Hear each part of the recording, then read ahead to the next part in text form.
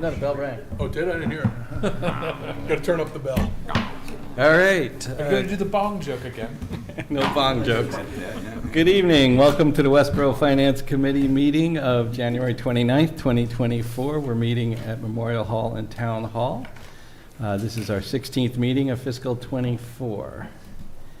And I need to read this announcement, which means I need these. Pursuant to Chapter 2 of the Acts of 2023, this meeting will be conducted in person and via remote means in accordance with applicable law. This means that members of the public body as well as members of the public may access this meeting in person or via virtual means. In-person attendance will be at the location in the agenda, and it's possible that all members of the public body may attend remotely with in-person attendance consisting of members of the public. This meeting may be accessed remotely via the link in the agenda. When required by law or allowed by the chair, persons wishing to provide public comment or otherwise participate in the meeting may do so by in-person attendance or by accessing the meeting remotely as noted. Additionally, the meeting will be broadcast live in real time via Verizon Channel 28, Charter Channel 192, or via Westborough TV's online platforms at westboroughTV.org and youtube.com/WestboroughTV. This meeting is being recorded and live streamed by Westborough TV, and we thank them for their kind assistance. Okay, we're going to start the meeting off with reports and discussion from the Westborough Affordable Housing Trust. We have Ed Bain, the chair, and Hank Roush, one of the trustees here tonight. Okay. And I see Beth and Jane are remote. Okay. Can you guys hear Good us evening. okay? Yep. No, I'm talking to them. I see Jane and Beth. Okay, good. Okay. Very good. I'm Ed Bain, 5 Thomas Rice Drive, and I am chair of the Westborough Affordable Housing Trust. Hank Roush, 5 Ashley Way, and I'm a trustee with the trust. Okay, can We've we got some slides for you. have some Okay. slides? I don't know if we need to flip something from That's here? a good question. I think, did you plug into You're that? plugged in, right? I'm plugged in. I think You gotta do something over here. They can do it in the control room. Oh, yeah. Oh, hang on a sec. You should be able to get it.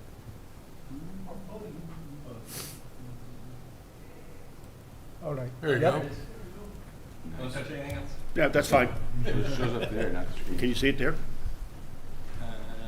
You can see it there. Can't see it there because you're gonna be right. Okay. Beth and Jane might not be able to.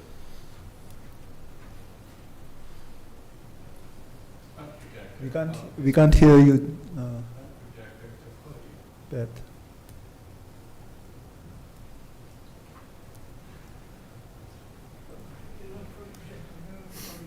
Should have mentioned that the main door is not locked, not as locked. I think you should go down and stand guard then, Tommy. No, it's called like, put a little sign in the door, Oh. like even this gentleman over here, well experienced individual. Oh, you're the one that let him in? The right-hand door's unlocked, the handicap door wasn't, I unlocked that. Oh, okay. So the 2 doors unlocked, we'll be there. Never unlocked that door. Thank you. Handicap, that's a good point. And so I'm going to get going. We also have with us, we just arrived, Alan, who is our, Edinburgh, who's our secretary and liaison from the select board. And he'll talk actually specifically on the Article 28. So what I thought would be helpful is just to touch on some points that, things that we've been working on over the past year plus, and give you just a brief update. I did send out what our annual town meeting report, the one that goes in, the book. We just finished that, so I sent that to everybody. And in your copious free time, you can peruse that for details on some of these points here. But basically, I know you're familiar with the Housing Trust, but there's been a couple of major activities we've been doing. And, one of the key things we try to do is the preservation and rebuilding of affordable units. And in particular, we had a situation, Charlestown Meadow, that's up, it's also called the Residence at Westborough Station, which is near, obviously, the train station. And there was a concern or a disagreement about keeping 24 units affordable. The owner thought that that had expired, their requirement had expired. In effect, it hasn't. It hadn't because it was under a comprehensive permit. So we went to court, and the court ruled initially in our favor. They're still appealing it. They're going back and forth, but we feel pretty comfortable. Other towns have used the land statutes that are related to that. So unless they come into compliance, it's all going to be available. It's all going to stay affordable, those 24 units. Another thing is this is very recent, Lawton's Way. There's a affordable unit there. We're doing what we'll call a buy down of that to keep it affordable. So it'll go out within the next couple months. It'll be about $227 for a 3-bedroom home in a nice neighborhood in a great town. And then 3 Baylor Avenue. We've been working on this for a while. I talked to the contractor. We've awarded the contract, and we're just in the final nits and grits of the closing on that. So that'll be a tear down and a rebuild, and that's over by by Lake Chauncey, just off that area. We have been working with the affordable senior housing, particularly with the Westborough Housing Authority, who owns the land by Rogers Road next to, near the current senior center, and trying to find, and we've done analysis, soil analysis, and, make sure it's viable to build something of substance there. And, we're still in, I don't know if I want to say negotiations, discussions, and trying to figure out the best way to go. We obviously have one issue, which is septic in town. There's, a limit right now, a moratorium on multi-unit connections, so, which is what we would want, because we prefer not to have to do septic at that size, because we'd be looking at size there. Some new opportunities is we did purchase a nice piece of property over on Beach Street, which is just off of South Street, which was 1.7 acres. And it has one house on it now, which really needs to be demolished. And we're looking to put up, 4 or 5 units there. We've done some preliminary spec work with Waterman Design that Hank has been working with, and we have a few ideas of how we'd like to proceed with, with that. So once again, another downtown option. We're going to talk about 45 High Street extension in a minute. And one of the fun things that Alan has been working on, I asked him to chime in, is we're about to roll out within the next month or two what's called the First-Time Home Buyers Program. And basically what it would be is it would be grants or loans to help first-time buyers purchase a home in Westborough, and with particular preference, if you will, for town employees and current residents of town. And that could be up to, it would help cover down payments, because as you're probably aware, one of the most difficult things right now for first-time buyers, especially young buyers, is coming up with that down payment. I mean, because the rents that they're paying is chewing up any other cash that they may have, even though they may have enough for the mortgage, just getting over that first hump is hard. So I'm going to pass around a flyer in a bit. And then we've been doing a lot of things, just administrative stuff. We've been working very closely with the planning board.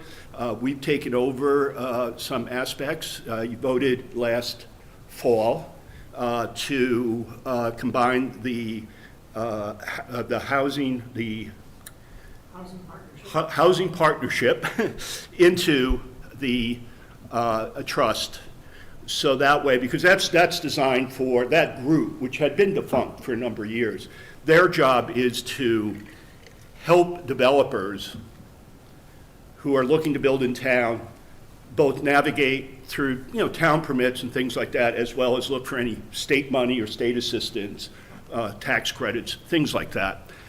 So that was their job. The trust has been, we will build, buy, preserve on that. So there were sort of two different, if you will, customers. And so we've combined that together, and actually we've been working, very briefly so far with the development out on Lyman Street that they're looking over, the Staples and Home Goods to build that up. So that was one of our first things that we've been doing. with that. So it's things like that, also just managing, make sure we're right on top of our what's called subsidized housing inventory, or SHI. And we are in good shape now, but can never drop the guard. You need to, as new things are built, you need to ensure that that we're staying above that 10%, which is state mandated.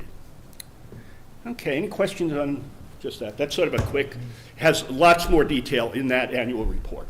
I have one question on the Charlestown Meadows. If your group didn't exist, would those just have been converted to non-affordable and it wouldn't have gotten noticed, or? Just speak up a little bit. Oh, sorry. With the Charlestown Meadow, if you guys weren't paying attention to that, would those just have been converted to non-affordable homes? Or did they have to go through some kind of process that may have called it out, or? The one on Lawton's Way, yeah. Why don't you come up, Alan? He could probably speak. So Charlestown Meadows, the property owner decided to just remove the affordability restrictions and simply provided the tenants with 12 months notice that the rents were going to go market and what the market rents would be. For most of the tenants, it was a tripling of rent, because that is affordable units is 50% AMI, which is pretty much the lowest. Which is area median income for our area. 50% of area median income. So people are going to see the rents going from $1,200, $1,400 a month up to the $3,600, $4,000 a month range for the 2 bedrooms.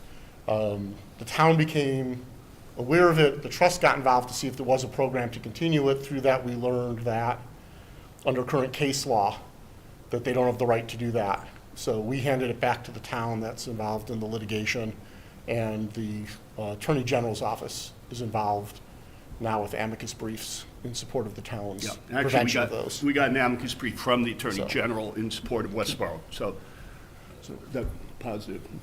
Can we do article, if I can indulge? Do you need to run? But I will need to run, so Sure. If it's possible to do Article 28 first? Do you mind? Yeah, not the home rule petition. Yeah. Yes. We don't care which order they go in. Okay, so one of the cool things about affordable housing is there aren't many rules and regulations. So one of the issues we have with affordable housing is how we do financing and make it affordable. And this really goes to the most efficient use of trust fund monies as well. And so, as you know, under the state's prevailing wage law, there's a whole set of requirements that make municipal construction much more expensive.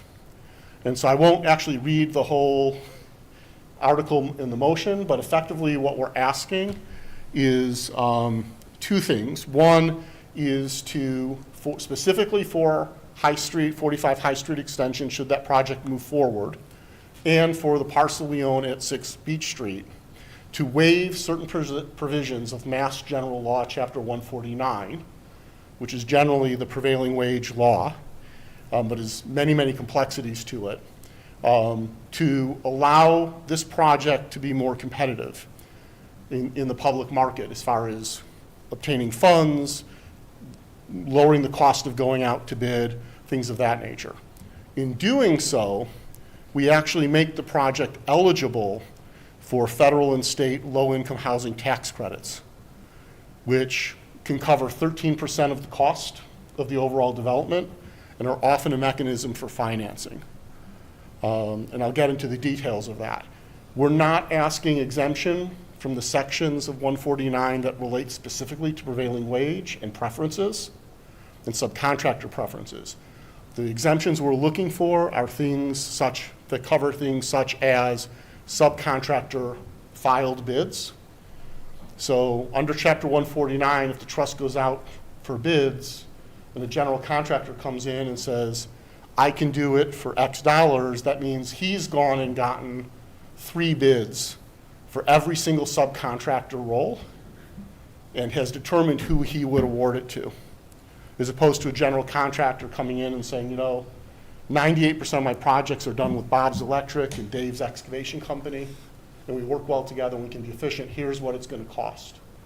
And so we're looking for relief from some of those pre-bids because of the impact it has not only on the duration to get bids in, but the overall cost of the project and making it available. And so specifically, the trust, when we do development, we have three options. We can build directly, go out, put a project out to bid, hire an outside project manager, an OPM, bid out the project. It's the way municipal buildings are done, school buildings are done, et cetera. We can create what's known as a redevelopment corporation. So we can partner with other public or private entities. So long as the trust has a 51% interest in that, it becomes a private company that's doing the development. Or, as is the case with Baylor Avenue, we can simply put the property out to bid, sell it to a developer with a land use agreement that guarantees that what we want built gets built.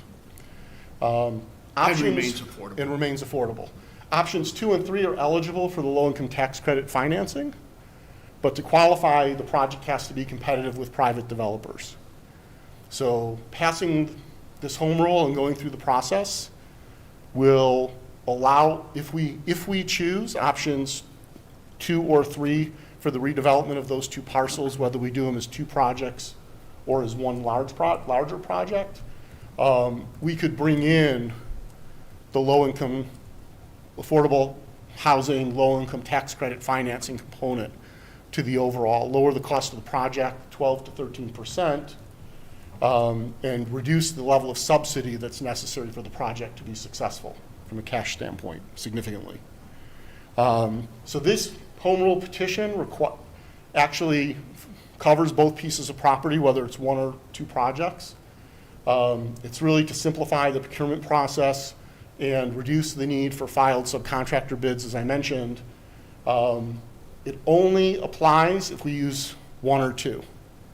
So if we build directly, then it doesn't apply. If we transfer the property to a trust control redevelopment company that we create, it works. If we decide to sell the property to the developer to build, we still have to follow all the components of 30B. Okay. And then that developer benefits from the fact that they don't have to do the filed subcontractor bids and can go after the low-income tax credit for housing. And as I said, it does not eliminate prevailing wage or other preference provisions under Chapter 149. So we're not pulling money out of subcontractor pockets. We're not bypassing that key component. This is all streamlining the administrative side of things. Why are we doing it now, since we're so early in the process? So the home rule petition will go before town meeting in March. Afterwards, it has to go before the select board, who then has to ask our legislatures to submit the legislation. The legislation gets submitted, it gets put on the calendar, it gets shuffled off into committees, plural, for this. So the total time for this to make it through the legislature and take effect can take 6 months if we're lucky, 9 months is typical. Don't be surprised if it takes a year. At the same time, doing this now and having it run in parallel as we do the further investigation and permitting can take a year of elapsed time off the project. And as you know, in construction, time is money. And really having some indication that, once town meeting passes and the select board hopefully votes to submit it to the legislature, we can then include that we're taking the steps necessary for the low-income tax credit financing when we go out looking for not just trust money, but other money to subsidize the construction of the units on these 2 properties. It becomes a component of the bid package, it becomes part of the marketing.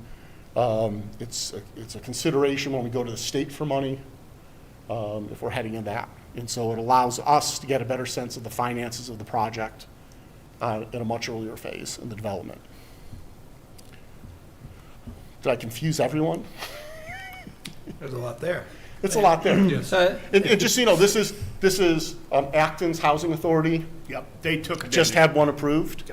They're doing 40 plus 42 townhomes or 34 townhomes on some town-owned property in Acton. The Boston Housing Authority uses it, so it's not uncommon for housing authority and housing trusts to use this exemption. I actually spoke to a couple of senators end of last week at a meeting on a different topic, saying, you know, if every housing authority and trust is going to come for every project to do this, why not just codify this in law?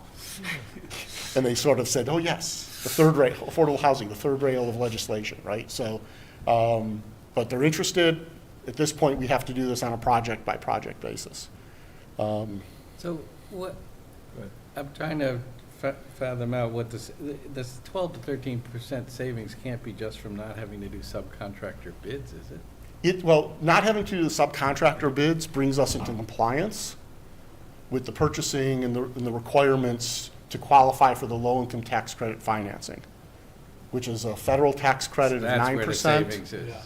Well, there's savings in the process too, because Right, but not if a to that contractor extent. doesn't have to do formal state-compliant bids for every single subcontractor function on a project, They can charge less. their cost to prepare their bid is significantly less. That should lower the cost of the bid, right? So when we walk in, you know, when you hear municipal construction processes and it's like, does it cost 15% of the project to prepare the bid documents? It's because in order for the contractor to prepare the bid documents, they have to follow the same process that the town does for all of the subcontractors. And so we're asking for us, Little Housing Trust, help us save time and money, waive that. And in the process, we also then qualify for the low income tax credit, which 9% at the federal level, 4% at the state. As I've talked to people about it, it nets out typically to about a 12% savings on the cost of the project, which reduces the subsidy significantly. So it could be the difference between a 30% subsidy and an 18% subsidy from the trust. I have a couple of questions. I think it's a good idea because it's another tool in your toolbox, right? Yeah. So there's a number of ways to do things. So the more that you have flexibility, I think that's good. The question, a couple questions. Does this apply to single-family homes or just multifamily? This applies to any redevelopment we do on those two properties for affordable housing. So you mentioned you had to get each property approved. Would there be an opportunity to have more of a blanket for your group as opposed to having each time a new property comes up, you have to go through the whole process? The legislature would probably never approve that. Yeah, I don't think that would fly through the legislature. I think that But would be where, as that- you that- mentioned, that's the where it's- senators would, It'd be great if our senators and reps stepped in and proposed legislation to do that in general. But at this point, we're listing the only two properties that we're at a point where we're ready to start talking permitting and looking at financing. So right now, for example, the guidance I received from Mass Housing Partnership is it would be too premature to talk about Rogers Road. Because we don't have enough. there's no plan that says we have a concept of what we want to do. We're at the point where we have to start actually seeing what can be permitted and how much it's going to, how we're going to finance it. So if you were to go the developer route Yep. and they didn't want to take the tax credits, then they could build this without going through prevailing wage or any of the other state stuff. Correct. Is that correct? So my experience, particularly on smaller projects, is there's more of a savings to have them develop it and not go through the state than to get the tax credits. I mean, that's just a word of advice. That may be the case, but one of the decisions we're still investigating on these two properties is whether these would actually be owned units or be built as rentals. There's some advantages to the town, given the comprehensive permit rules, for them in the financing of the project if they're rental units. The trust is helping fund the town's housing production plan.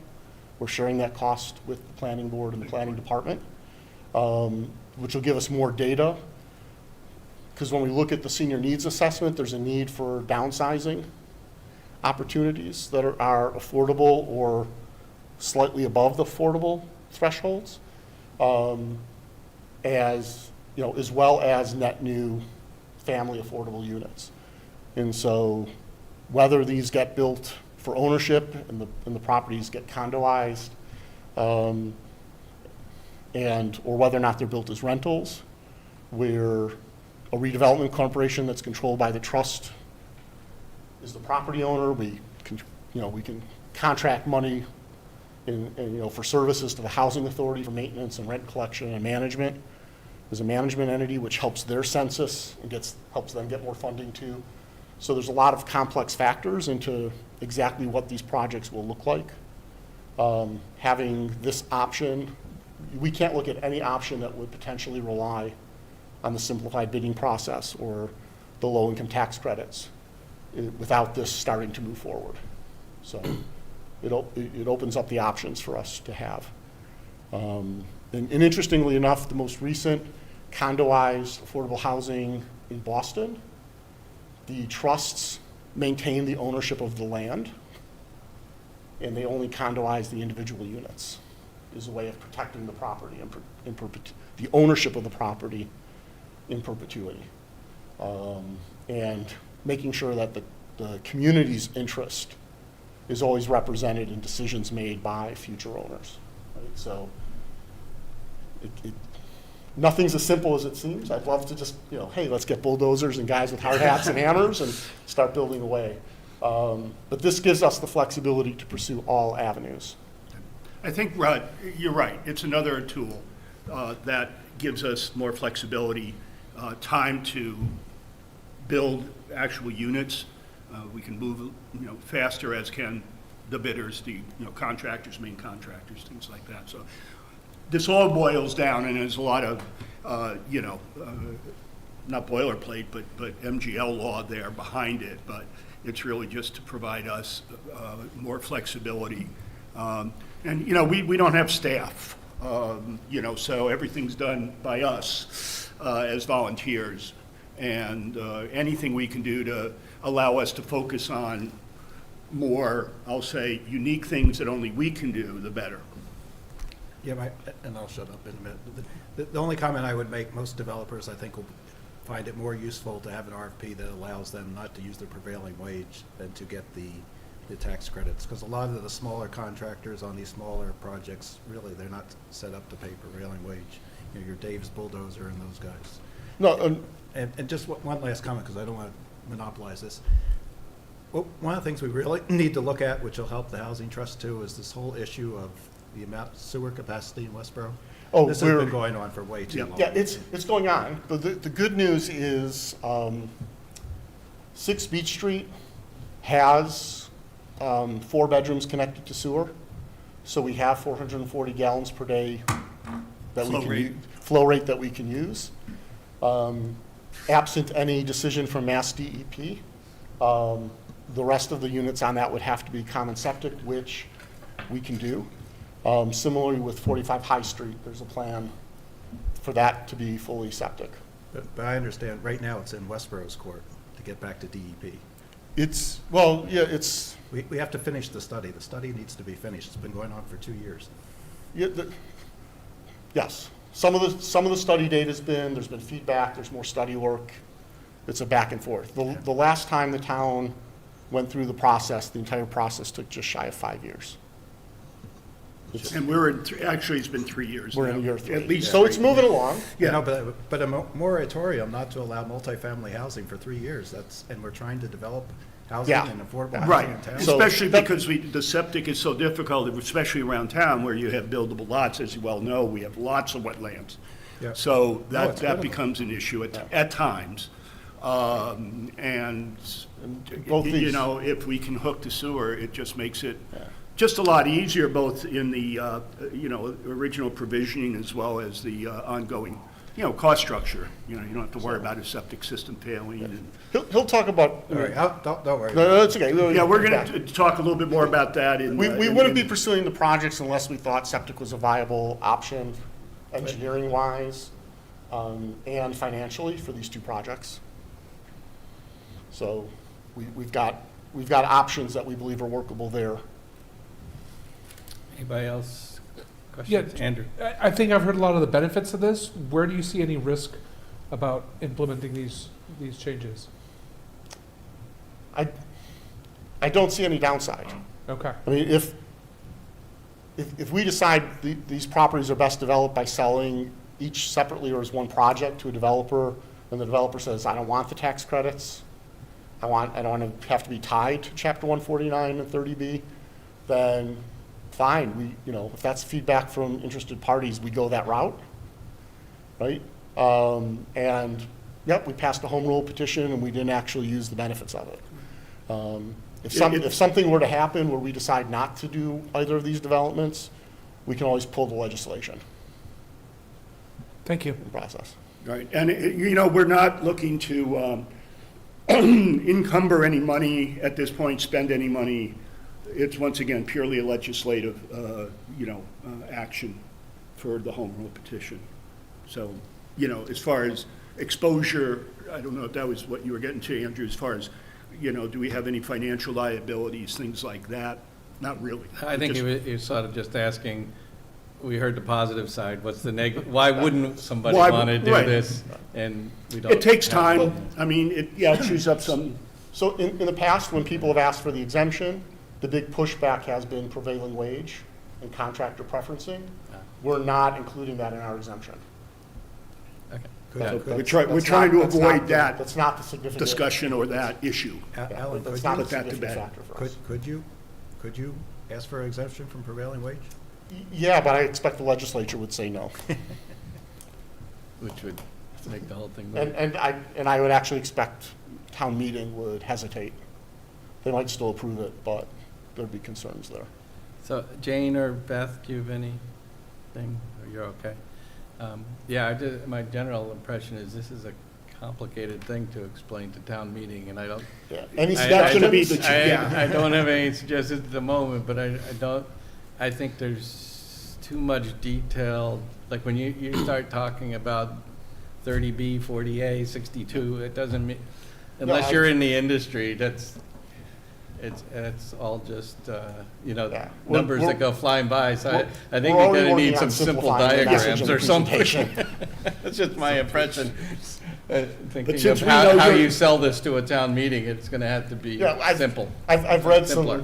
some, finance committee and town manager recommendations and some other warrants where these have been, and, some of them get there.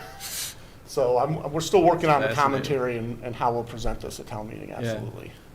Yeah, and once again, if you have any, you go home, you have any questions at any point, you know how to get a hold of us, we can answer, via email Oh, yeah. or come back in, be happy to. Because it is it's complex, I don't want to say confusing, it is complex. It's our job to make it, to be transparent, to make sure that people understand, yet without, having them, get confused, Right, so. Hi, can you hear us? yes. Okay, so one of the comments I have is I think you need to include a very simple glossary of terms as its own separate page, just for people who are trying to follow, to keep referring back to. You mean in the article, that was Beth, right? In the commentary. Yeah. Yeah. In the in the handout you give out, Got it. in something. I suspect you Probably might have a handout. handout, right? Could be Yeah. a handout, depending upon how much we have. It could also be below the commentary. Yes. Just, acronym soup. Yeah, I mean, if I look at it just from the basics, right, being new here, I would want to go back at home today and find out what is the home rule petition as an example. What is it that you can do parallelly as part of the home rule petition? How are you gonna reduce the total project development time? Like, I know you explained it, but then I would want to go back and check again. Like, how is this helping in reducing it? Some basic stuff for someone who is absolutely nothing to do with the house building or a developer. What would he understand out of this? Sure. Like, why are you doing this? You can go in, obviously, the 149 and particularly Yep. 26A, B, and 27A through H, I think it is, it's all online. Yeah, Actually, I exactly. might have a copy with me, I might be able to read, but, I won't say it's easier to read. Ed, yes. And I'm gonna say that online doesn't count when you're at town meeting. Like, people need a piece of paper in their hand. Yeah. Yeah. Yep. What I was saying was, in the commentary in the book, if the AFC, it's your book, if they so decided that we can come up, or we see that it makes sense, we work Well- together with you. We'll provide our commentary as the sponsor of the article. Right. And If as you- we do, any feedback on the explanation, because we know that also has to be concise. You don't want 2 pages of commentary, you want 5 to 6 sentences without many commas and ands and buts. So Right. we'll keep it, we'll just. Did that answer your question, Beth? Yeah, I think you We can do a handout. Yeah. Yeah, it's fine. Okay. okay, so we have, I guess we try and cover the 45 High Street then. Yep. Unless there's any other questions Do on that. this. So I you're all think- set. Yeah, I'm all set. No more questions on this, because now let me go back here, and that's the home rule. Okay. One of the interesting things I have found since joining the trust, and I know Hank as well, I think everybody in the trust, as we drive around town, we're always looking at, oh, look at that little piece of property there. Boy, if only we could build on that. We just have a different view of empty land as we go about.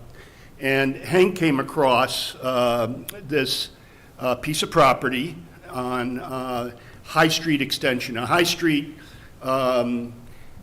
itself is, as you're going out East Main, Route 30, the first left you can make by the Exxon Mobil station is High Street. And that goes up. And then there used to be, well, there still is, an underpass that's unused under the railroad tracks at the end of that part of High Street. And then it turns into High Street Extension. Sort of right over by Mayberry apartment complex there. So it's that part of town, walkable to downtown, et cetera. So this is obviously to transfer language. What we're trying to do is make sure that we're basically asking the town, it is municipally owned, the town owns it. So we're asking the select board to transfer it to the trust for development. But we also want to make sure that we do it in a way that the select board feels that, well, we could give it to you, but if 10 years from now you haven't done anything, for whatever reason, we can claw it back. Or if something else comes up that we really feel is a much higher priority, we can claw it back. So, we've put that in, the language here. You can read this in more detail and, as time permits.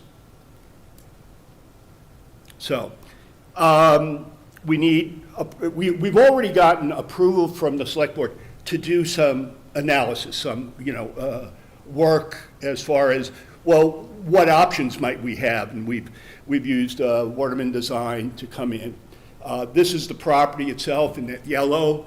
Over on the right is Mayberry Apartments, the backside of Mayberry Apartments.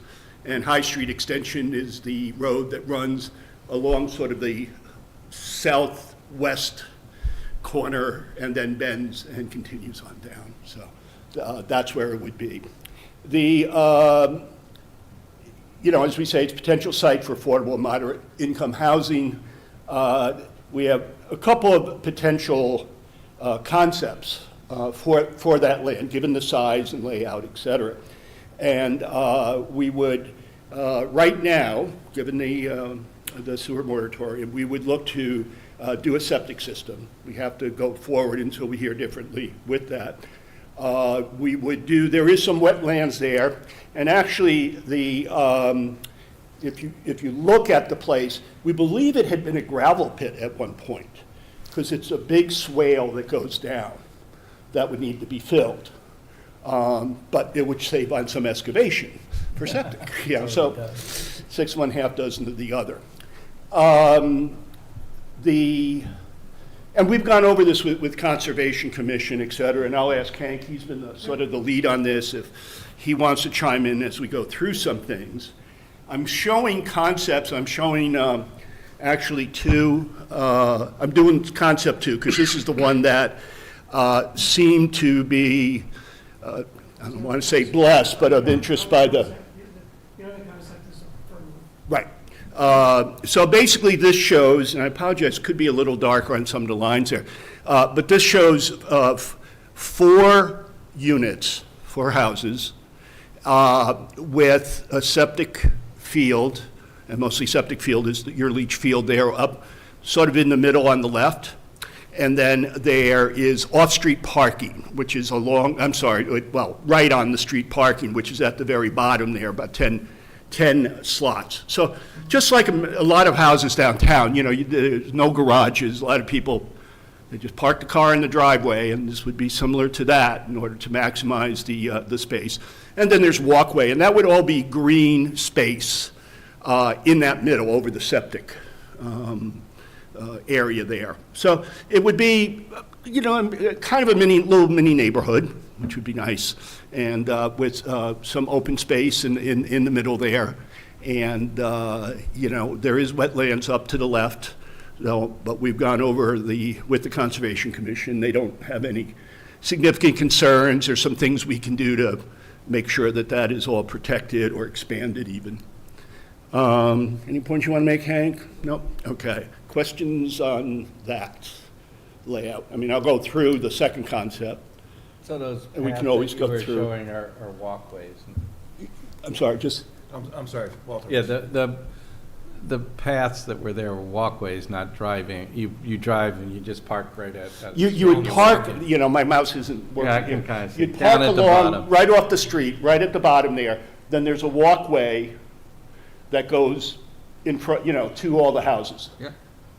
To all the units. The walkway's wide enough for the tower ladder, Yeah, to get in there. but it's not large enough for an ambulance to turn around. So the fire department's concerned about if an ambulance had to back down or back out. Oh, yeah. But that property would be difficult, particularly in the winter. Hence, let's go to concept 1. That's- Yeah, okay. So, yeah, these are issues, and we work, we go to the one-stop shop, we work with conservation, we're working with the town to say, we have an opportunity, help us make sure that we're going to be able to carry through on it, that you don't see any real stop the show. All right, here's the other concept, which has parking in the middle of the units. Units are in pretty much the same place, and the septic would be back to the right. Benefit is you don't walk as far, so especially in bad weather or if it's an elderly person, to get to their vehicle is a little easier. So, we're looking at both of these, although the prior concept 2, which I showed first, it seems to be the more preferable one for now. This would, I believe, accommodate the ambulance in this kind of layout. So, once again, these are concepts so that you can get an idea of what we're looking at and why we think it would be beneficial. Yeah, Can right. you limit it to the number of units or cottages you can put on these by zoning? Are you saying, is there a limit? It's all it's a 0.7 acre property, Yep. and Westborough's 1 acre minimum, actually a little more than an acre minimum, so it's all non-conforming. So in that sense, we're only limited by what we can physically fit on the property with reasonable accommodations for space and what we can get approval from various boards and committees to fit on there. Could you put duplexes if you wanted to? Yeah, we could, but the concepts we've come up with seem to work out better with single-family homes. Again, it's a matter of what we can get approval on, and we're gonna have to go do a 40B. A friendly We're gonna 40B. have to go for Oh, that's a funny. comprehensive permit, Yeah. which means getting special permission to be able to put higher density in the neighborhood than we normally would put in the neighborhood.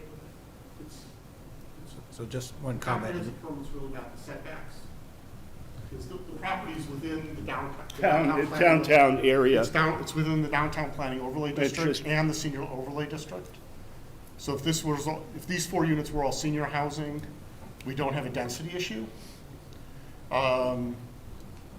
We're not sure we want to do that. We might want a mix of senior, just as with Beach Street, senior and new family housing. Our intent is to go through a comprehensive permit anyways, because that's the best as far as affordability restrictions in perpetuity and but doing it in a friendly way where we would work with the planning board before going to the zoning board of appeals or the select board to pursue that option, so that the planning team of the town will have agreed that this is a feasible, acceptable project based on the concepts. And basically what our, request is just give us a chance. That's what we're asking the select board to do. Say, give us the property for now, let us go do our thing. If we don't do our thing, it's back to you. So from a downside, trying to maybe guess an Andrew question would be, what's the downside? And there really isn't any, because the select board still has a lot of control over the disposition, the final disposition, of the property with that. Towns own the property for more than 50 Hank, why don't you, years. just so people at home, Yeah, I don't know exactly how long the town has owned the property. It's more than 50 years. It's probably in the neighborhood of 100 years. They've not found a use for it. However, in case they happen to find a use for it, before we can find financing and get permitting, then the select board would have the authority to pull it back. It's unlikely, but there's no need at this point. We need site control in order to move forward with the various financing and permitting processes. So that's really what we're trying to achieve. okay. These you can read for yourself. Obviously, this is in strategic alignment with master plan. As Alan mentioned, it's within the downtown planning overlay district, as well as the senior living overlay district, and which allows for a little bit higher density. And it meets the community needs. We've seen that in the senior needs assessment. I was on that study group after we got the survey back, worked with a group of people, particularly with housing, and people are looking to downsize. They want to age in Westborough. Not necessarily in their home, their current home, but they like to stay in town. Their friends are here, the church is here, they know the library. It's a wonderful town, it's a vibrant town. So they prefer to stay, but they need something more manageable, if you will, particularly for seniors. And it also, hopefully, for what we call workforce housing.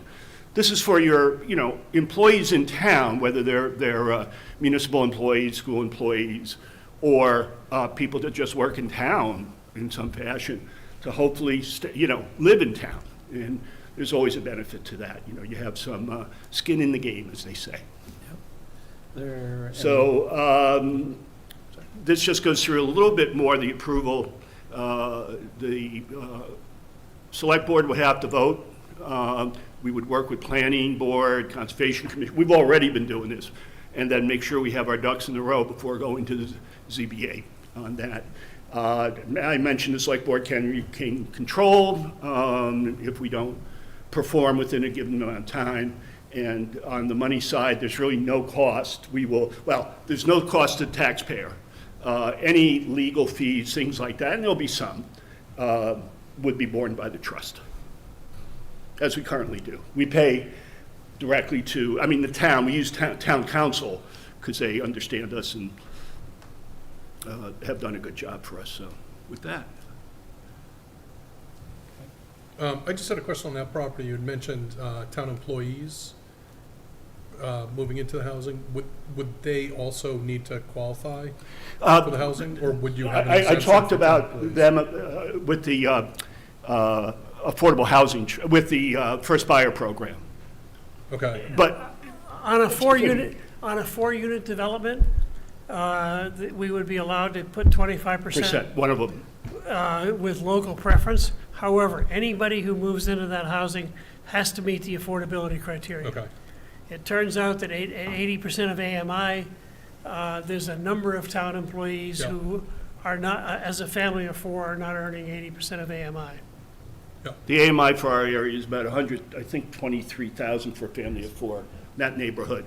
So 80% of that, you would have to meet that criteria. And basically, affordability is defined as you should never have to pay more than 30%, this is according to HUD, 30% of your income for housing. Yep. If you pay more than that, then you're called housing burdened. And some of the work that we're doing in the housing production plan, as we did originally when we first spun up the trust, was, we did that analysis. And unfortunately, surprise, surprise, a lot of people, mostly renters, are housing burdened in Westborough, and some are severely house burdened. Yeah, so these conversations are very helpful in terms of the conversation about affordable housing. But I think that there's a view to the affordable housing conditions in this town right now that I think I'd find very, very helpful. So not apropos of one article or the other, but like a report card that says, we have X many units. We need to do 10%. We have this many coming off in the next 2 to 5 years. Something that gives Sure. me context to say, are these nice things to do or are these imperative things to do?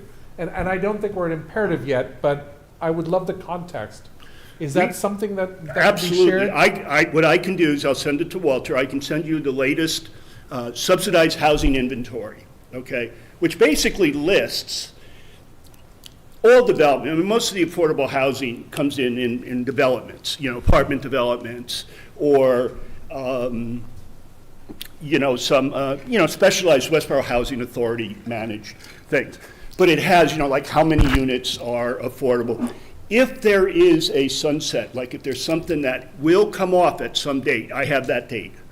All right. Right now we're at, I think it's 11.7% SHI over, and that's based on the 2020 census. So what they do is they take a snapshot every 10 years, and then they count, well, how many units you have, and that includes apartments, condos, and houses. Or units in multifamily houses, and they come up with, okay, that's your percentage. One very interesting thing is, and not to take too much of your time, is an aspect of a comprehensive permit, and the state put this together. You could build something, and let's say we have a 20%, so if somebody came in, they want to build, new apartment complex. By sort of nature, I think almost by reg, they need to assign 20% of those units to affordability. Assuming they had to do it under a comprehensive permit, we get credit for all the units. So let's say they were going to do 100 units, 20 would be affordable, we would get 100 credit. When you do that math, and you'll see it, I have it, that also, how many are actually affordable within each development? It comes out to about 5.2%. I don't know if I confuse people with that. Severely, yeah. Severely confused. Yeah, I know, it's like, why do that? Simple answer. Okay. Westborough today is at about 11.7%. The state mandate is 10%. Yeah. The current long-range housing plans that we have that are a bit old, but they're not totally, do not see us going below 10% in the next 5 years. That doesn't mean we don't have a need for housing, for affordable housing in the town. Again, going back to the numbers. A family of 4 earning $120,000 is at 100% of AMI. 80% of AMI is around $100,000, 90-some thousand dollars. You can't buy a house in Westborough of any size for less than $400,000. That the average house value in Westborough is about $750,000. As you well know, because you. Okay, so I mean, what that says is there are, the majority of our town employees can't live in town. There's all kinds of service workers and other workers. The folks who are not professional employees have a very difficult time owning a house or renting at an affordable rate in the town. So is there a state mandate for us to increase our affordable housing? Probably not. The risk in the next 5 years is low. Is there a real need in the community for more affordable housing? Absolutely. It's extremely difficult for anybody who's an average wage earner to live in this town. So that part I understand. Okay. The part that confused me is I think I heard you say that we're not really at 11%, we're at 5%. Well, Because we count a bunch The of state- units that aren't actually affordable. Affordable, correct. Okay. And I'll show you that, I'll send the numbers Probably out. better to see the- Let me send the numbers out, and then you'll Okay. see, because I have a column of, here's what we have credit for, if you will, from the Right. state. Yeah. And then when we actually count, which we know, how many units in that development are rented as affordable, then we sum that, do that as a percentage off the total units in town, and we get that about 5.2. So So I let think- let me send it out. I think if So I you see did it on. understand you. Huh? So I did understand you. Oh, okay. So, but I'll send that out, and, it's just good for you to Without know. those numbers You in get an front of idea. us, I don't think One we of the things to remember, too, is that places like Pulte, as you're aware, there was, issues as far as they wanted it 55-plus, and we would say, great, and 20% is going to be affordable. And then the state came in and said, well, if it's 55-plus as opposed to 62-plus, you have to allow families into the affordable units. So all of a sudden, then Pulte couldn't market it as 55-plus. All right, and they were already, the horse had left the barn, things like that. So we did negotiations, select board did negotiations, so we get a certain amount of money that comes generally into the trust as they finish each of their 14 buildings. So we're not going to get any new housing out of that development, which is one of the larger developments, obviously, in town with, eventually there'll be 700 units there, 700 condos. All right, I'm going to stay on the topic of the article, because we need to vote articles, not theory of general relativity. Any other questions on the article? Beth, Jane, you okay? They're okay? Okay, so. Good? Just don't go away yet. Let me just see this. Is there any reason we cannot vote these two articles tonight? I heard you say you wanted to go do some more research potentially, so that's a possible reason for one of them. But does anybody else have reasons on either? No. I don't see. Beth, are you comfortable voting tonight on both, Prashant, or you want to wait? I'd love to find out, but I think from what I've heard, I'm comfortable. Okay. So, in that case, these are currently Articles 18 and 28. I like the idea of doing our vote and discussion while you're still here in case a question comes up, because in the past, we've done these things 3 weeks later, and there's nobody to ask any questions to, and we don't remember, so. But do we know the motion the town's going to make? Is there any risk for? On both these, we We've got the do. motion in front of us. There's no money involved Okay. No money on involved. either of these, so we can always revote if the Fair motion enough. were to change, but you want to take a shot at one of these? And Sure. we're only making a motion to recommend the town It's a so town vote. meeting votes in favor of, et cetera.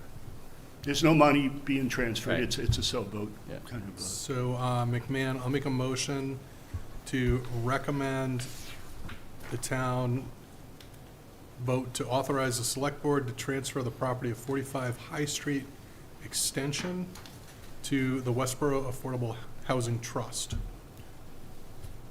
Bradley second? Okay, so that's 18. So that's 18. McMahon and Bradley, okay.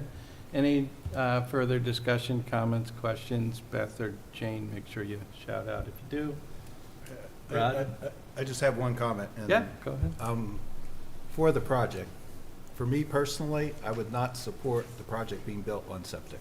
I think it's on a septic system. I think it's ridiculous that we need to get past this sewer moratorium. I realize it's not your issue, but to have a development downtown on septic, which is gonna cost more money, next to a wetland, is just, in my mind, doesn't make good sense.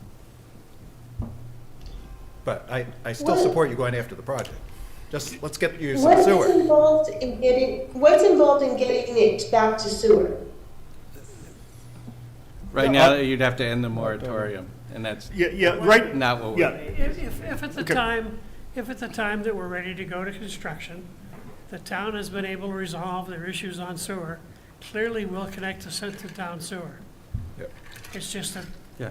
there's no clear path and schedule that says when that's gonna happen, and we can't wait for that to happen before we proceed with what's at least a year of permitting activity. Agreed. So within a year, we should be able to solve So- that. That's my. I guess I would suggest that in our comments on this article, we certainly can support the idea, but also make a suggestion that we get going on the, on the, Sewer you know, the system. sewer availability, figure it out so that projects like this can move forward, much like we added comments Yeah. on some of the others. Okay, so we have to do this by roll call because we're hybrid, so we'll start with Prashant. Ahuja, yes. Beth? Bloomberg, yes. Bradley, yes. Brand, yes. Jane? Clap, yes. Dolan, yes. Leslie, yes. McMahon, yes. Shafford, yes. Okay, so that's 900, 9 present. And let's go down to number 28. Currently 28. Because they're gonna move. 6, 7, 28. McMahon, motion to recommend the town vote to authorize the select board to petition the Mass General Courts to enact legislation in the form as written below, as written in the warrant, and to authorize the select board to approve amendments to the legislations before its enactment to the general court within the scope of the, or to take any actions relative thereto. It's a little, Bradley, second. How about recommended town sub vote? What'd you say, Beth? That we have a standard language just for non-money articles. You know, the ASC recommend the town sub vote, and then you don't have to get into the nitty-gritty wording. Right, there's no Of the money. warrant You could say articles. as written in the warrant. Yeah, But it's nice to have the general idea of which article we're talking about because we can't, at this point, refer to the article number, so it's helpful to have at least okay, the topic that it's about bidding requirements. fair enough. Once the warrant's closed, you can get away with just saying Article 17 or something. Okay, any further discussion on this one? Okay, hearing none, Prashant can lead us down the path here. Sure. Start with the vote. Yes. Ahuja, yes. Bloomberg, yes. Bradley, yes. Brand, yes. Clap, yes. Dolan, yes. Leslie, yes. McMahon, yes. Shafford, yes. Shepherd, yes, so that's 900, and now we can thank you for visiting in your time. Well, thank you, and thank you for all the good work you do. I mean, both Hank and I know what it takes. And, you know, Both the time, the former commitment. members or Yeah, I thank think you. Shannon's alumni, gonna do I it guess. again. Appreciate all you're doing for the town and for affordable housing. It's rewarding, you know, so. And, Thanks, guys. Thank you. okay, thank you very much. All right, Mr. Capriola. Do you want to shift that? Oh, yeah, we shift back. Maybe you just ask if there's any public comment. Let's try and get these screens back to, I know the transfer is property of the taxpayer, so there's no money involved, there's my money involved. So it's, you can't say there's no cost. okay. That's right, it's owned by the town, it's owned by the taxpayer, it's not owned by some joke. Yeah. All right, the meeting is not going on out there. Is this it? As I read the agenda, this is. Yeah, so are you here to do some public comment? Yes, I am. As a matter of Hey. fact, I'd like these gentlemen to stay for my public comment. Okay. The suggestion that there's no money involved is a fraud. If it has any value at all, there's money involved. There's my money involved. There's the rest of the taxpayers' money involved. If I'm something sorry. that I Just owned, 1 second, you need to introduce. Oh, yeah, Name and right. address, sorry. Dom Caprioli, 9 Crown Ridge Road. Thank you. If there's something that has value, if it has assessed value, if it has value, then there's money involved. When you take something away from somebody that owns it, i.e. the taxpayers of this community, and you give it to somebody else, there's money involved. It's not no money involved. So don't, no one asked, what is the assessed value of this property? Does it have any value at all? What did the town pay to acquire it? What does the town pay to own it all these years? That is value. And when that value is overlooked and it's transferred for nothing, there's money involved. Secondly, this wording, has anybody ever heard the phrase a euphemism? You all know what a euphemism is? Okay, let me tell you what a euphemism is. It's a nice way of saying something, but it's not the truth. The truth is, why is my house affordable? How do we know? How do you know my house is affordable? This isn't about affordable housing. This is about subsidized housing, and nobody likes that term. So we use this euphemistic term, affordable. Affordable is what somebody can pay, and they're comfortable with it. This is subsidized housing. And it doesn't pay for itself to begin with.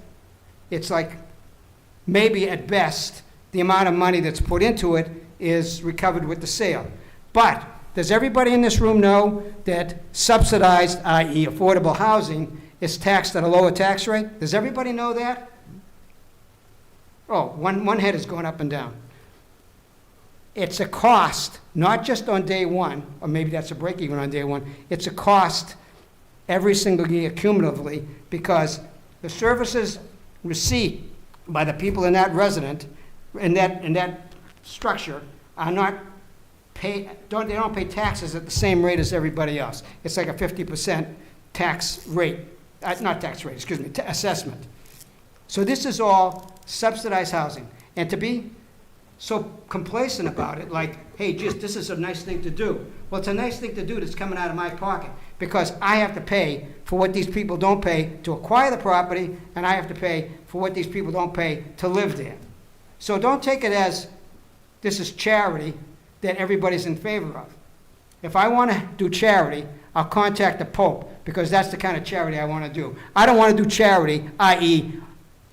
by the town of Westborough, taking money from me. Later this week, I got to give one of my quarterly payments.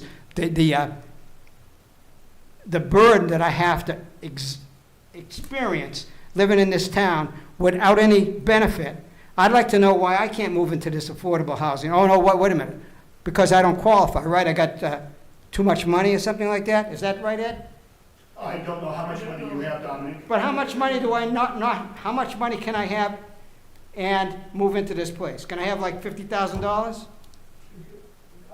Probably not. You see, he doesn't even know. I really don't know specifically. You don't know, we don't have sufficient information. Right, so, okay, so. I'd like you to keep, you're here for public comment, not a I know, you're discussion. right, I know, but So, the thing Let's is, keep on track. people come and they make presentations, and if you don't dig into the presentations, it's like a party. Well, I'm not having a party in a couple of days when I gotta write out, a big check to the town of Westborough for something I don't get. So keep that in mind. I'd like to make one more comment. This is the only board that had the integrity, and I'm gonna use that term, integrity, to really try to understand that sale of the property and the shopping center. All the other boards unanimously passed it. This board didn't pass it really because it didn't have a 2/3 vote. The work you do is the last line of defense from the extravagance that this town indulges in. And as far as being an alumni, I was doing this stuff 40 years ago. The problem with my doing this stuff is I'm considered too aggressive. When it's other people's money, no one can be too aggressive. That's my opinion. And I think everybody should have that attitude. That's my comment for the moment. Thank you for your opinion. Thank you. Sure, it's public comment.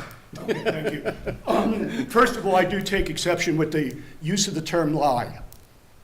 We did say early on that one of the things that the home rule would do would reduce the amount of our subsidy. Very often, we need to build these houses, and we need to throw in money in order to bring the cost down for a developer so they can make a buck.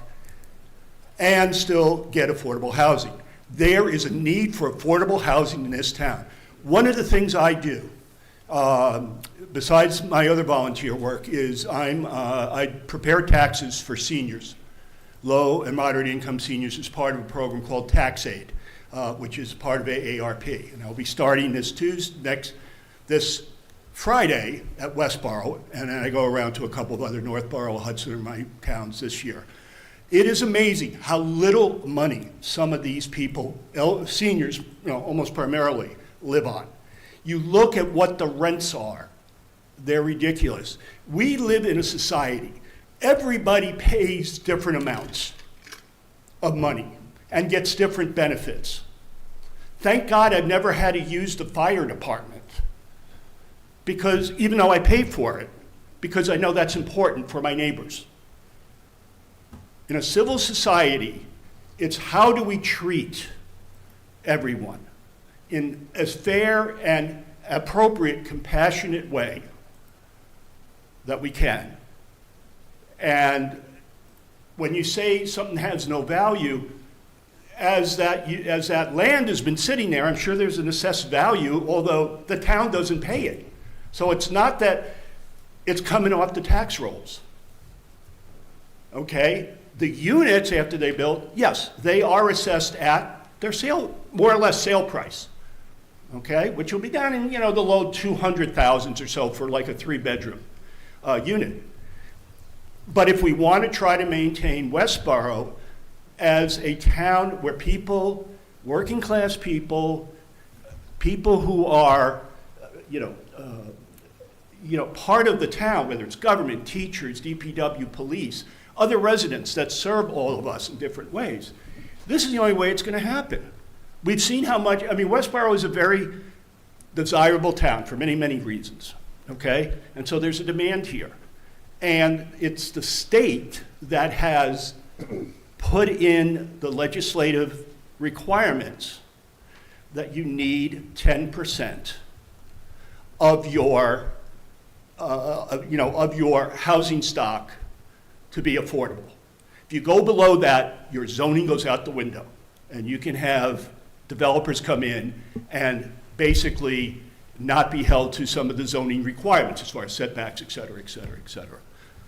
Okay. Yes, Rod? Okay. I just have one question. So in order to do this 40B, I thought you had to be under 10% in order to do 40B. No. No, okay. No, it's what's called a friendly 40B. It's, There's a process called the LIP process, Local Initiative Program, by Executive Office of Housing and Community and Livable Communities that provides support for the community doing affordable housing, even though they're above the 10%. If we were below the 10%, it would be automatic. We could, a 40B could not be stopped for all practical purposes. There are ways to stop it, but it's extremely difficult. Okay, thank With you. cooperation from the community, one can use the 40B process and get support from Executive Office of EOHLC. I can't remember. They changed their name and it's got me confused. it used to be the DHCD, Used to be- Executive Office of Housing and Livable. I loved them as DHCD for many years and they changed their name. Okay, thank you very much. We need to Thank move you on for to your other time. stuff Thank you tonight. for your time. Appreciate it. No. I think we've done enough on this topic for now. Yeah, but why do they have the last word? What is the justification? What is the legal, moral, and social justification for Ed Byrne having the last word? Because you spoke first and he spoke second. Yes, but he spoke before I spoke, so he spoke twice, and I spoke once. It wasn't public comment, he was an invited guest. Wait a second. Do you have like a Huh? 1 minute thing? Because I'll give you a minute, but that's about it right now. This is a capitalist society. It's not a socialism. We don't have socialism in this country. So what we do is basically voluntary. And as far as the town employees affording to live here, the town employees' salaries are in a book. You know what that book is? You know, the town report? They can afford to live here. They choose not to live here because the taxes are so lousy. I live here on far less money than most town employees make. And the fact of the matter is I made a mistake. But they're not making a mistake because they got to see what's going on before they chose to live somewhere else. I know how money works, and you people should know just as well as I do how money works. Okay, thank you. That's the last word. All right. Dominic, you know you can always call me, right? You can always call me if you want to discuss something. Okay, don't be so hostile then. Don't be so hostile. No, you've been hostile in the past, because somehow you think you're doing God's work. What's the Okay, next item on the agenda? We got to move on. Yeah. Thank you. Yeah, right. Okay, Right. so I've shared my screen, and what I would like to go through next is, we have the articles. I want to see where we're at with what we need guests for, don't need guests for. And so I'm going to go through them kind of quickly. We're not going to discuss them tonight, but I want to get a feel on these, because we just covered a whole lot of things at the summit. And I got to give Andrew a couple more days to catch up on all the stuff in the summit. But let's see what people think. Okay, so like Article 1, we don't vote, so that doesn't matter. Article 10 reports, I think we could vote at the next opportunity, because that's just accepting to hear reports. Okay, I don't think anybody would disagree with that. Is anybody uncomfortable with either of the prior year bills and not being able to vote without more information, which we covered at the budget? No, okay, so far 2, 3, and 4 are votable. Obviously, number 5 and 6 need dollars before they could be voted. We heard about why, and I think we could sandbag on our reserve fund until, because we don't have to vote that right away, and we might decide whether we want to do that much or some other number. Article 8 is the entire budget. And we will have to pick a night to kind of go through that. If there are items in the budget, I want people to think about whether they need more information after the budget hearing on a specific department budget.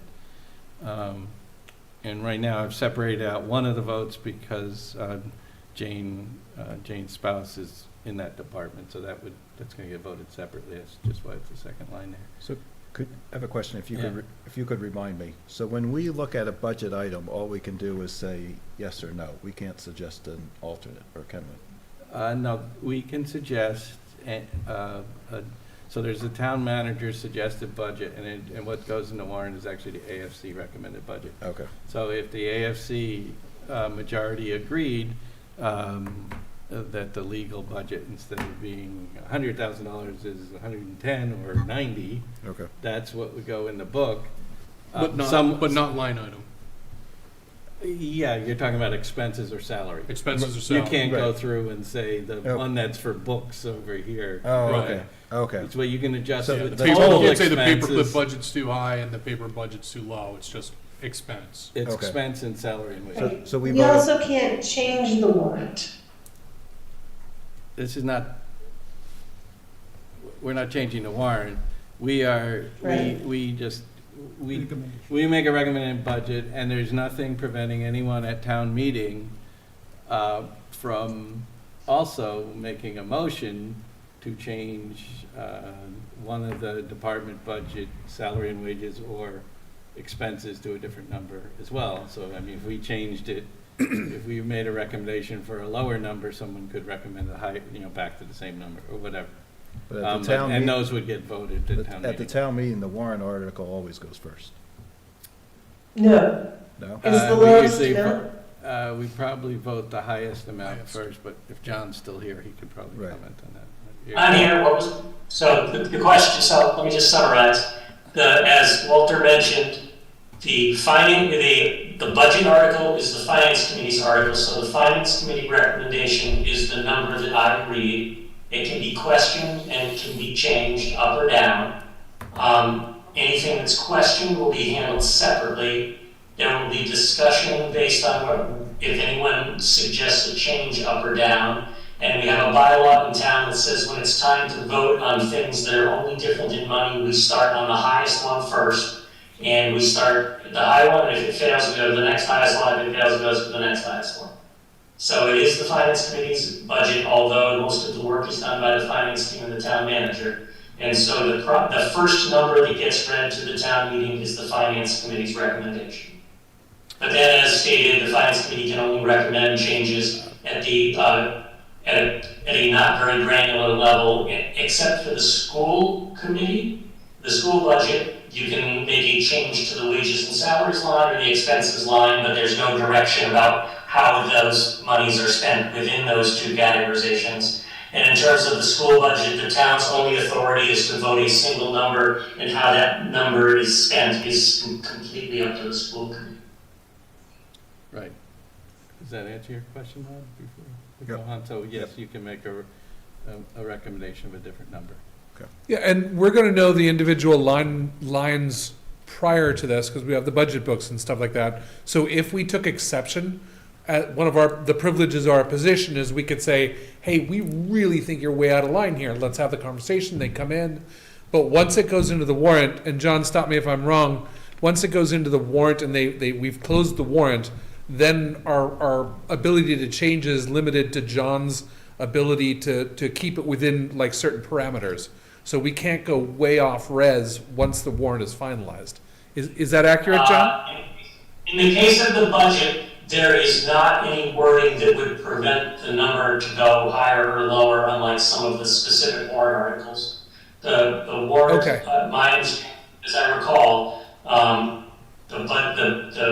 well, first of all, the warrant is going to close without the finance committee's recommendation. So the warrant article that you see is just to say, I don't have it in front of me because my screens are full of other stuff right now. But essentially, the warrant article will just say that the town votes to essentially raise appropriate sums of money for the purposes of the various town departments. And so the chart that goes in the finance committee report isn't part of the warrant itself. The warrant itself just says the town's going to vote on the budget. And then the way we vote on the budget is the usual spreadsheet of me reading through the various line items occurs. Thank you, John. Yeah, Yeah, well- that makes sense. Yeah, the actual warrant article, the budget table that's also Yep. in our report and recommendations would be what it's based on. Okay. So, getting back to that, you have the revised budget tables. She handed them out at the meeting, but a couple of you guys weren't there, so I will get you the Thank you. updated ones. And that is what we'll base that voting on and recommendations. Okay. Walter, I just want to point out, so you pulled out the DPW salary and wage and DPW expense. I can vote on the DPW expense, just not the salary and wage one. Okay, just seemed cleaner to me to do this, but because it's sort of one department that way, and I think it keeps it a little cleaner. Yes, and you're allowed to vote on the capital equipment, is my understanding as well. Any of that stuff, right? Just not the wages. Okay. So I can change that pretty easily. Okay, the next article is Article 9, which is the cost of the elections in town meeting. We have not covered that yet, although just basically.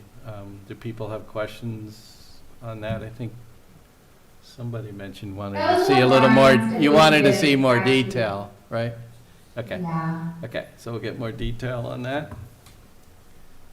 Very good. Okay.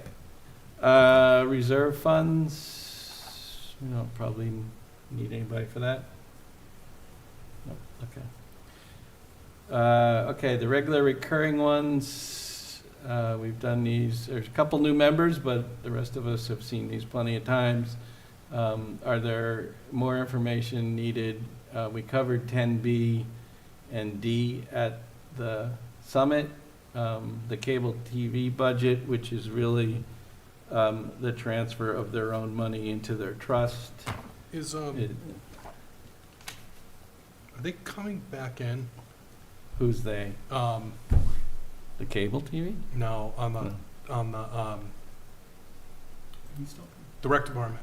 Is Jen coming back in? Only if we need her. I wasn't planning on it at this point, Okay. because we spent time at the, so it's only if people have very specific questions, or maybe we can get that answered through a liaison or something, but I'm not planning on that. Yeah, there were some very specific questions about stalking, and she knew very little about it. And it wouldn't be a bad idea to grab that information. The Sandra Pond stocking? Yeah. Okay. Yeah, What, do you from know Gary how many fish? Bowman? Yeah, the I knew more fishes. about it than she did. Yeah, well, that's because the Civic Club used to No, there's a sponsor reason, the. I'm just saying, it was, there was We used to a sponsor dearth years of ago. information. It's not a lot of money, but, So we you can know, ask you as opposed to having her come back in? You can, it We'd have to get, wouldn't be very the official, but fish- I just give you what I think The I Sandra know. Pond wardens could give us more information. Yes, If you're and it's- really interested. It's not a lot of money, but it is a weird thing to, It did go up by over 10%. That 4,000 to 4,500. It's been 4,000 for the last Yep. 6 years I've been doing Yep. this, so. Yeah, and it was it- you know, 3,000 at it's- one point, it went to 4. they used to fundraise for it not too long. I've only been here 20 years. I so. didn't want to discuss it, but Sorry. you want, that's one that you want more information on, obviously. So that's fine. We can do that. But it doesn't, Does I agree anybody- with you, it doesn't have to be somebody in person. We could just get Okay, if we I could, doubt anybody is I don't have the liaison list in front of me, but. I'm recreation liaison, so I don't mind reaching out to her. I guess, what would Yeah. the questions be? Well, if I watch the meeting, No, I mean, like, it's the other questions? basically, I think, how many fish do you get? I mean, I think, I recall, it's like a fish is like $15 or something, or is it like, what type of fish, how $10? many fish? They Do used they to all hold be over? trout, right? They don't, yeah, it's still all trout. yeah, Um, it's trout Right, stock. I mean, one of my questions is, do they live between, in the pond between No, years? No, they're Most- caught. no, but hard to restock actually, 'em. trout don't do well over winter, so generally, the No, answer is over no. summer. It's Over the summer. heat that kills them. Yeah, well, okay. It's not the cold. Generally, they're caught that year, was what they told us when we funded putting them in every Yeah. year. I guess it's more to get the idea on what exactly is being spent upon. Yeah, if we you could know. get like a. Yeah, I mean, just say we are buying paragraph, fishes is just a very general statement, like what Okay. exactly is that 4,500 spent, what sort of fishes? What is the plan, what is the, how do you know that it's being run with people actually going out to fishing? I guess that's what I would be very curious to find out, like what exactly happens with this restocking thing? They bring in, anyway, I'm not gonna go into it. We talked about it too much already. You'll get more information. Does anybody need information on cable TV budget? I think that one's good, okay. Block party? Hazardous waste day?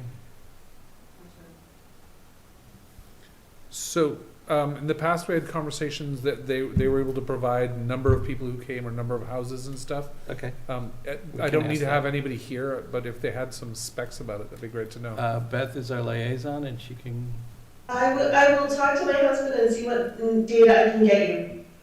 Thank you. okay. Yeah. Economic Development Committee is coming. I think that's what, Next Thursday. Tuesday. Oh, it's next Monday. I think it's Monday, yeah. Yeah, they're coming in the next couple meetings, okay. The tuition reimbursement, do you need more information? Would be when sometime Christie's here. You do, they just basically create some amount of money to pay employees back for tuition. And it's done in a warrant article so they can go over more than one. You don't have to spend it all in 1 year, right? Because it's in the So this article. isn't a specific amount they're anticipating, this is just for reimbursements up to that amount, is that? That's my understanding, is they recharge this so that as employees take classes, there's money available to pay for those classes. And so it comes out of free cash and sits in as a money. But we'll have an opportunity easily with Christie back here again, so we can ask if, so. It is one I'd be curious to see what our sort of average spend is, right, if we're replenishing it, and again, she'll be here, but it might be when we wanna give her a heads up so that she can have that Yeah. information. No problem. I have actually seen her say that before, I just don't have the memory capability to spout that out. how about, okay, so capital items, we covered, the town hall, the mobile, these first four that are up here. Town hall security, mobile column lifts, ambulance replacement, and police at the, summit. Does anybody need more information, other than Andrew, who doesn't know yet if he needs more information? I'm on Capital, so I know about Oh, those. that's right, very good, I don't know what you think about it, but I'll figure that out. okay. Thank you. All right, go to the next page for me. So in essence. Can I ask a quick capital question about the police vehicles for Andrew to do research? And that is, what are the stats on whatever electrical vehicles we have so far and the parking spaces, like, how is it working? Just that kind of a follow-up. We only have one electric vehicle, and the rest are hybrid, so there's no charging. And technically, So the there's one, only one, Yeah. there's only one plug-in? Yeah. yes, Okay, The Mustang. and technically, that's the police chief's vehicle, so the notion of it being a police vehicle, the way that we think about people moving in and out of rotation, stuff like that, it's different. It's a vehicle for the chief, which doesn't have the same sort of usage pattern as we would imagine the police vehicles that normally come up in the replacement plan. right. But are we talking about replacing these new vehicles going electric? Not at this They time. were talking at the meeting, it was discussed at the meeting, but they discussed that they would, at the time, find the best vehicle, whether that's, Okay.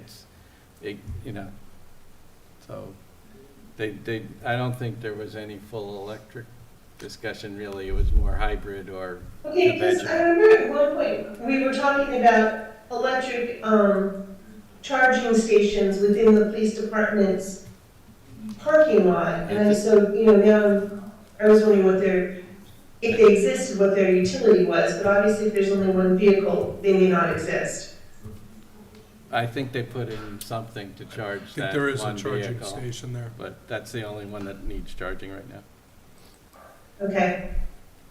I think one question I did have from that summit meeting was about the slide where they told they had some issues running into for those hybrid vehicles. Like, that was very odd that they were having many issues with Well, the they're Ford hybrids. 4 hybrids, and they So, mentioned there are a lot Doesn't of surprise me. issues. So I don't know if they are reconsidering this policy of, continuing to go with the hybrids given the issues, or look over seeing whether they want to have the replacement with something else. So I think the thing that is tracked as the biggest unexpected expense for hybrids is replacement of tires, because they're heavier vehicles, so they go through tires And more they have quickly. higher But torque.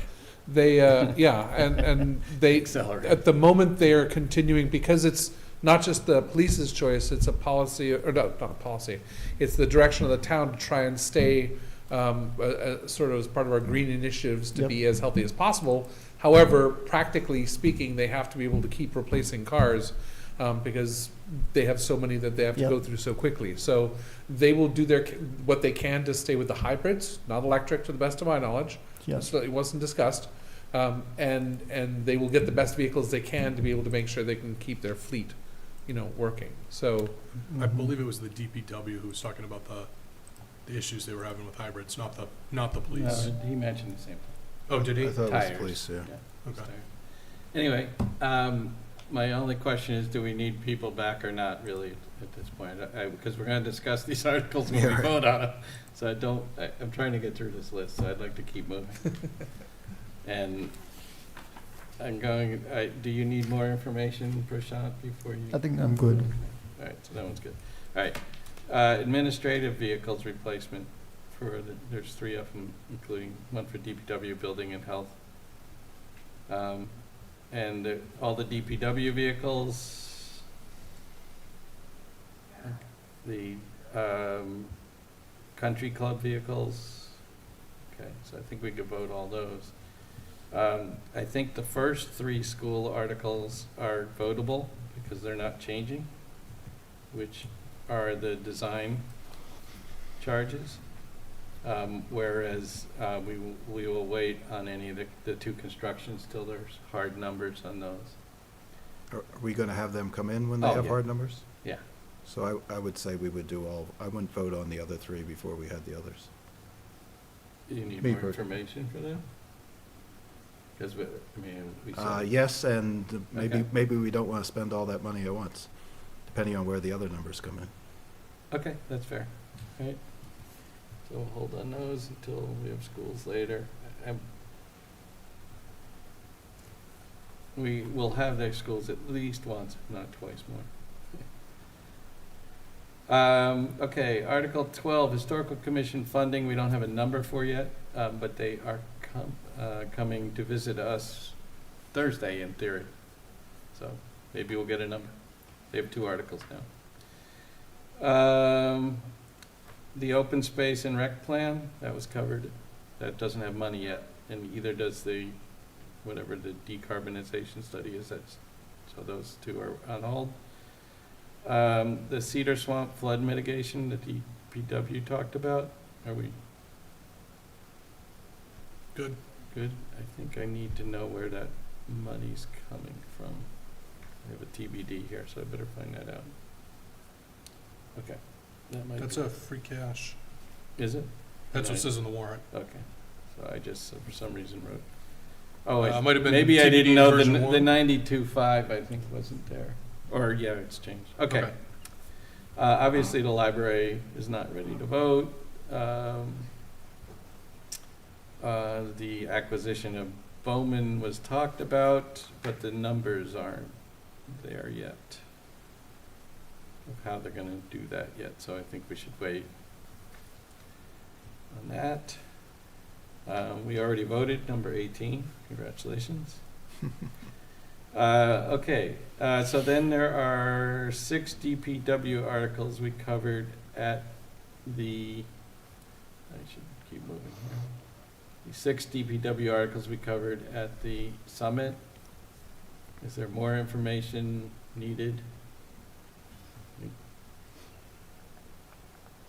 I'm not hearing any, so I think we could vote those. Looking through them just to. And obviously, when we go to vote them, if somebody needs more information, we can talk about that. Oh,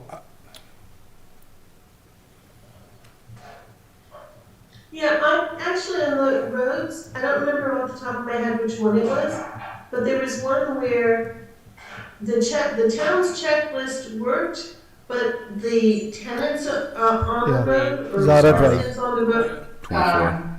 That was the Zara And I Drive. think we should hear from the Zara residents what their take is, do they want to be the town, become town road and lose their pull with the. I think we'll just wait on it. yeah. I don't think we Okay. need to have them as guests, because I'm sure it'll get discussed. The it's select board 24. might remove it from the warrant if that was the case, or not have put it on. And I think that was number Okay. 24, but that's an excellent point. It We is certainly 24. wouldn't want to vote 24 yet. Okay, Assabet Valley, I think Beth, you might be our Assabet Valley liaison. Jamie and I believe are, and maybe it's just me, I will try and get a hold of the Assabet Valley person who I've never successfully gotten hold of. Is it still Paul George? He's our town rep, but you can approach the principal directly from online. Okay. Okay, fine. Because they've come in the past and they bring a little presentation. Okay, And they have, sure. Or you could ask Amber who to reach out to. I know she No. obviously was working with them. there's no reason to do that. We can go direct to the Right. Assabet Valley. They're a different group, and I've spoken in the past with them. I arranged it before with him when we were doing meetings, so they'll come. Okay, And Yeah. they can talk about their budget, which is a line item in our budget, which we haven't heard about, as well as this article. So if you could tell Yeah. them that we're interested, and then, we're generally most Mondays and Thursdays except for holidays, and if they can pick a date, we can see if it works, or Okay. pick a couple dates and we'll pencil them in. okay. That would be good. 26 and 27, we need information on, did not hear about yet. 28, we voted, so that one's done. For now. Do people need more information on 29 and 30, the two bylaw article changes that we talked about at the budget summit? No? Well, you don't know yet, maybe. I You don't. haven't heard it, or you do know that you need more information. I'm gonna catch up first before I know. Okay, that's fine. So can we wait until next Monday for the ones we're waiting for? Oh, is we're it gonna, I'm not planning on, it's late enough now, I wasn't planning on voting these, I'm just trying to get us. No, I understand, but you're not trying, you don't need it by Thursday. No. Like, next Monday is okay. Oh, yeah. Okay, cool. Yeah, for anyone you're uncomfortable, we'll just delay. I will probably vote some of we can vote some of those next Thursday when we're, Also, Appreciate before we leave today, do we want any comments stated for our reasoning behind the two votes we just took? yeah, but I want to finish this first.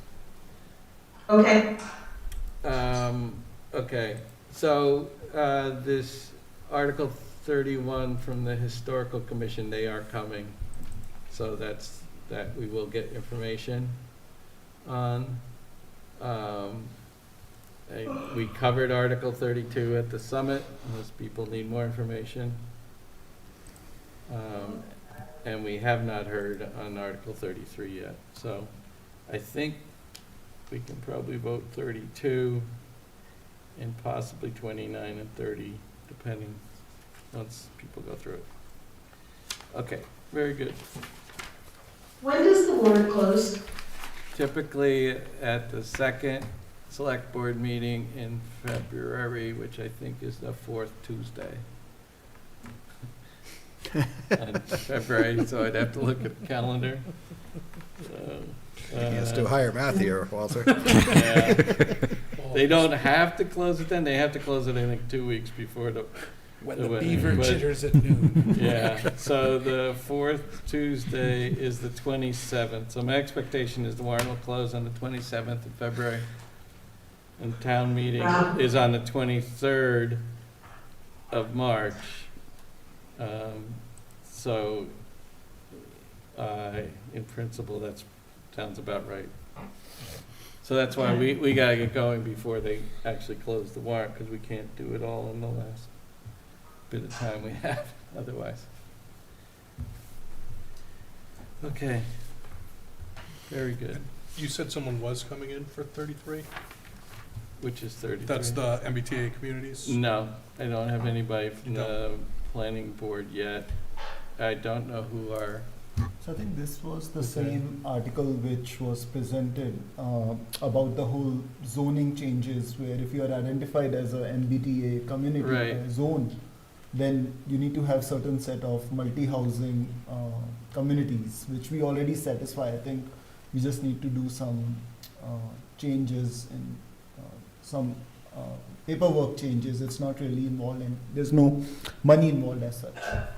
no, these are all zoning articles, there's no Zoning money. articles, yeah, there's We no do, we money, do, yes. we still Yeah, do there's a zoning presentation articles. on that. Okay. I think we want to wait, I attended the information meeting on that, but I believe there'll be a public hearing on that, so we'll wait until after that. Okay. And then we can see whether we want to get more information than that on it. Okay. I think. So, yeah, let's wait on that, which makes sense. I was just trying to pick out what kind of ones we could kind of grab off quickly. Okay. So to just jump back to Beth's point on 18, the transfer of the 45 High Street, I think I took a couple notes about the creation, being in favor of the creation of affordable housing and recognizing the need, but we would like to see the moratorium on the sewer system resolved prior or as soon as possible. Yes? I agree with what Rod's saying about the sewer system. I don't think it belongs in our comments in support of this article, because I don't think it's related or tied to the article. So I think it really just confuses things for people, and if we could, It maybe, does add confusion. maybe there's a statement in the, maybe there's a way to get it into the comments How up about front. in our, Opening. Yeah. Yeah, we get, in our 4 pages of general commentary, that would be a good place to. add a Yeah, paragraph rather on that. than in support of And the this article, it particular confuses it article. because it, No, I agree 100%. I think it's Yeah, an that's a issue, great issue idea. that is not getting enough attention, so Yeah. wherever it gets the most attention, I'd do be in favor you of. know whether that is, is that a DPW thing or a Yes. sewer treatment It's a plant board DPW, thing? it's a DPW thing. Who's our Is it a liaison? DPW moratorium, or is there some actual, like, legit, I want to say this right. Did the town vote on this moratorium, or was it just decided no new sewer connections? Good question. I'd like a little history lesson myself because I forget. But it's right now it's held up by a DPW study. They admit it's Right. taken much longer than they thought it would or should have. Right. And the problem is that, I don't want to blow the system out, but I don't really want to put a new septic system anywhere in town. Talk about downtown next to the Cedar Swamp. Okay. Okay, so that makes sense, Gene. Thank you for that suggestion. And what was the other one? The other one was the bidding requirements exemption. I think Rod's comment of adding a tool to the toolbox that as a possible way to promote, push forward this, we felt was good. Could we be a little more specific in Yeah. that it would, We could quote them where it allows the use of those loan things. that's really why I support it, like this Yeah. business about it'll speed up the bid process, Yeah, that seemed. a seems little on the like- margin to me. It seemed like that's accepted as a necessity to get the bids, much like when companies come to a town to get a small tax abate on developing it, it's really so they can qualify for the state larger funds and very little about saving on your Right. local real estate tax, because the big dollars are in Yeah, the grants for development of businesses. But I'm not sure. I'm not sure that doing this, I think they can do this without, they could go through the same protracted procedure and still get the housing credits. Yes. This just makes the procedure simpler and allows for more open. No, the allowable state and federal tax credits is the thing. Low-income tax credit financing. But They qualify if they do it in these 2 methods. but not if they don't. That's what they were Out saying. of it. I don't know. So I will ask Ed for the slides, but it was Yeah, clearly written okay. in the slides. So, Okay. 'cause And I think we that's want it for really the minutes. compelling Mm. part of this. Okay. Because when I asked him, how does just not bidding on a couple Right. of subcontractors give you 13% savings, they ended up saying, well, you save about 9% 10.5%, on the federal thing and 4% by Financing credit, having yeah. financing, because your financing charges go way down or something. So that's my impression. Okay. So we'll get that, and I will write to Ed. Well, he's gonna send us a document, I'll just ask him for his slides too. I'll send those out, the other stuff. Okay. So I also think it might be worth noting that this sort of came up as we were talking through the community center. I feel like we have these town properties that are potentially underutilized. And so rather than just continuing to have a town-owned property that we have to do some level of maintenance, right, I assume it's not a lot here. It's really making use of the properties that we own and taking advantage of, all of those different assets the town has rather than just letting it sit open for another 100 years. Good, great point. Yeah. That's probably for the first one, the 18th. The 45, Yes, yeah. yeah. That was specific to the High Street. Yeah, excellent. I'm just gonna say out loud, sitting open for 100 years is not a bad use of land. It's just, some land is better than others for that purpose. Yes. Agreed. We don't necessarily have to develop everything, but right now we're paying to maintain it, and it is sort of a prime location, so. And it wouldn't be paying any real estate tax because it's Correct, town- and we're not, town-owned. that's a good And point that, too. now it becomes Not at on the least, tax rolls at all. it goes on the tax roll. Okay, all right, so I think that's enough of that summary for me. Any liaison reports, discussions? Okay, we got 2 sets of minutes to approve, or we could do one. I sent one out really late today. If people haven't had a chance to read that yet. Sorry. Are you ready for comment on that? Yes. On the January 18th Yeah. minutes, there's a section where it talks about the delivery of the engines for the fire department. And Yes. it references that the second engine, that there might be a delay, and that it's currently due in April of '25. 2025, yeah. Okay. Yes, April of 2025. Yeah. But actually, it should read that that it wouldn't surprise the chief if it was delayed until April of 2025. It's due before then, I think in January of '25. Not 100% sure Oh. of the month it's currently due, but what he said was that it wouldn't surprise him if it was also delayed until April of 2025. And Okay. it currently says it's due in April of 2025, so that was Okay, that's from the 18th. from the 18th, yep. So that should be correct. Any That's other probably comments one on the 18th? Any comments on whether you're ready to talk about the 22nd, or you want to wait till Thursday on that one? I'm ready. I have not reviewed them. Thursday, please. Okay, so let's save number 1422 for Thursday, and get a motion to approve the minutes of January 18 or 19, I can't read it. 18. Just wrote over it. Number 13 as amended by Gene. So moved. Bradley, second. Okay, that was McMahon motion. All right, we have to do this roll call. Ahuja, yes. Pat? Lumber, yes, but I think I'm muted.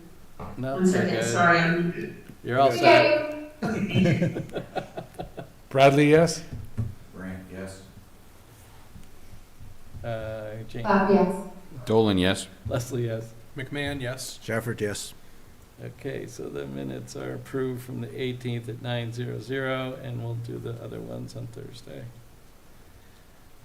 Okay, on Thursday, we're supposed to have, let's see, that's the Historical Commission as our guest.